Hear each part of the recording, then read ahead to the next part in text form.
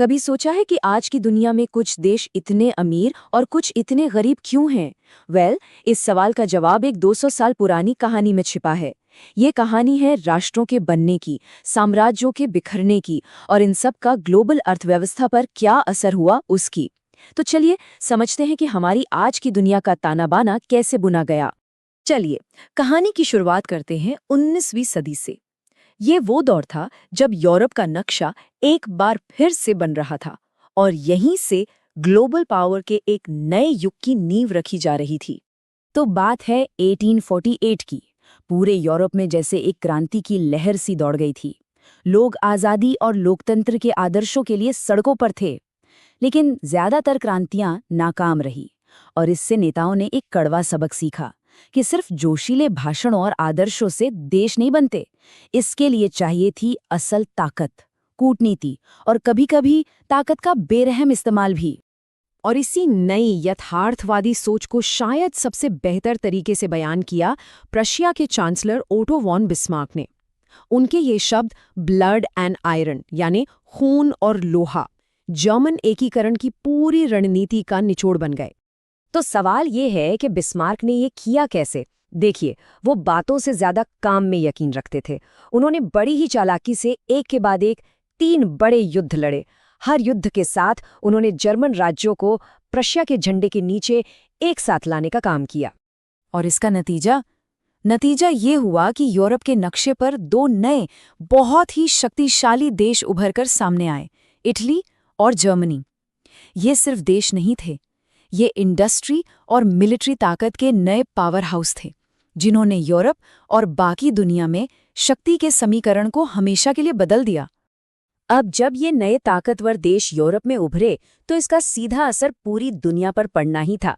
और यहीं से शुरू होता है कहानी का अगला अध्याय, ग्लोबल कॉलोनियलिज्म यानी वैश्विक उपनिवेशवाद का दौर।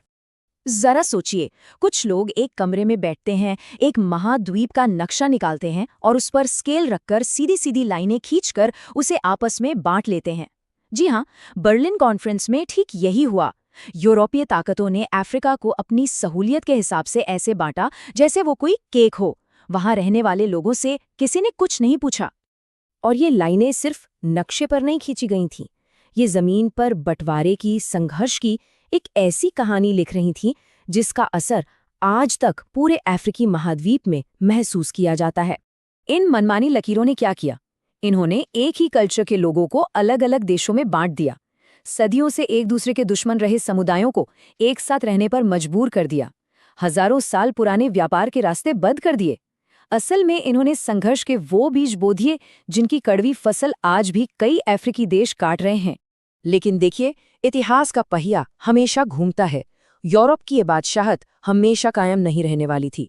2 विश्व युद्धों ने इस साम्राज्यवादी ताकत की कमर तोड़ दी और फिर उठी आज़ादी की एक जबरदस्त लहर। और ये कोई छोटी मोटी लहर नहीं थी। 36 ये संख्या है उन देशों की जो सिर्फ 15 सालों के अंदर 1945 से 1960 के बीच एशिया और अफ्रीका में यूरोपियन शासन से आज़ाद हुए। तो सवाल उठता है कि ये सब इतनी जल्दी कैसे हुआ? इसकी सबसे बड़ी वजह थी दूसरा विश्व युद्ध। इसने यूरोपीय ताकतों को आर्थिक और सैन्य रूप से पूरी तरह थका दिया था। वहीं दूसरी तरफ आज़ादी के लिए लड़ने वाले आंदोलन और मजबूत हो रहे थे। और तो और दुनिया की 2 नई सुपर पावर्स अमेरिका और सोवियत संघ भी पुराने साम्राज्यवाद के खिलाफ थी। तो औपनिवेशिक दौर तो खत्म हो रहा था, लेकिन कहानी यहाँ खत्म नहीं हुई।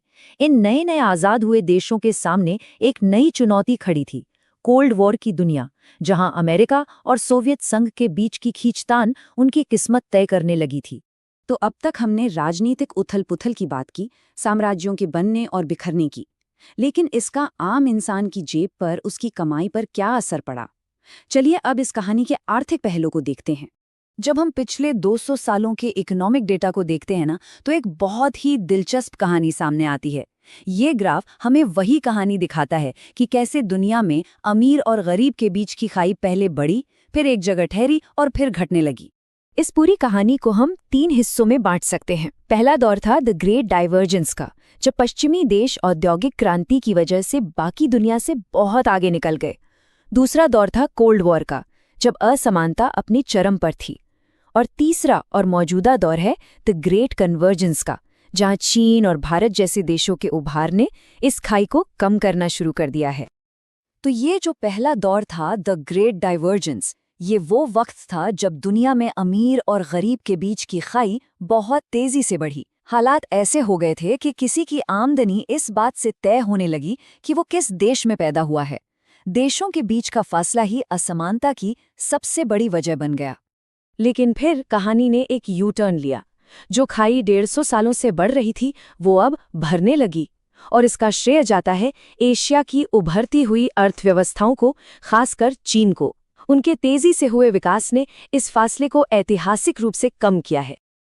और अर्थव्यवस्था में इस बदलाव का असर सिर्फ आंकड़ों तक सीमित नहीं था, इसने दुनिया में दौलत के बंटवारे को पूरी तरह से बदल कर रख दिया है। इसका सीधा सा मतलब ये है कि दुनिया के अमीर लोगों की लिस्ट में अब कौन है, ये पूरी तरह बदल रहा था। औद्योगिक क्रांति के बाद से ये सबसे बड़ा फेरबदल है जो हमने देखा है। मिसाल के तौर पर अगर हम 1988 में देखें तो दुनिया के सबसे अमीर लोग कौन थे?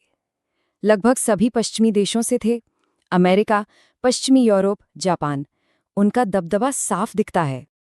और अब देखिए 2018 की तस्वीर, क्या जबरदस्त बदलाव है। अब इस लिस्ट में एक बड़ा हिस्सा चीन और एशिया के दूसरे उभरते देशों के नागरिकों का है। ग्लोबल एलीट क्लब अब उतना एक्सक्लूसिव नहीं रहा। तो सोचिए, जो कहानी यूरोप में खून और लोहे की नीति से शुरू हुई थी, वो आज 21वीं सदी में आकर ग्लोबल इकोनॉमिक पावर के सबसे बड़े रीबैलेंसिंग पर पहुंच गई है। राष्ट्रों के बनने से लेकर साम्राज्यों के ढहने तक इस पूरी कहानी का असर आज भी हमारी दुनिया को बदल रहा है। तो 200 साल की इस कहानी का अगला मोड़ क्या होगा? क्या 21वीं सदी एक ज्यादा बराबर दुनिया की कहानी लिखेगी, या फिर हमें असमानता का कोई नया रूप देखने को मिलेगा? ये वो सवाल हैं जिनके जवाब आने वाला वक्त ही देगा।